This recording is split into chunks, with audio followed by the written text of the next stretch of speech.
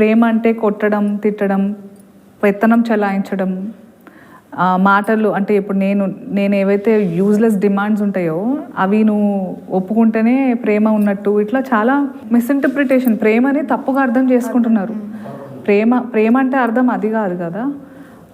ప్రేమ అంటే ఎలాంటి పరిస్థితుల్లో అయినా ఒకరి మీద ఒకరు గివ్ అప్ చేయకుండా, అంటే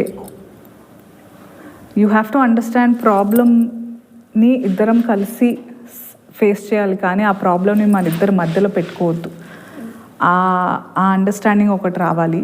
ప్లస్ పేరెంట్స్ కూడా ఏంటంటే అదొక జనరేషనల్ ట్రామా అయిపోయింది. ఇప్పుడు మీ నాన్న మీ అమ్మని కొడుతున్నాడు, నువ్వు కూడా కొట్టేటోడే, నీకు అది తెలియకుండా అట్లాంటి ఎత్తుక్కున్నావు. That's the problem that girls as daughters, కూతుళ్ళకి ఇదే ఇష్యూ ఉంటుంది. మీరు ఇప్పుడు చెప్పిన ప్రేమ గురించి చెప్పారు కదా, ఇట్లా ఉండాలి, ఇట్లా సమస్యలన్నీ ఎదుర్కోవాలి, మధ్యలో పెట్టకూడదని. నేను రాజుగాడు కూడా అట్లానే ఉన్నాం మేడం. ప్రేమిస్తే ఎట్లా నొప్పి ఇస్తారు నాకు అర్థం కాదు, చెప్పు. నొప్పిద్దామని అనుకోలేదు.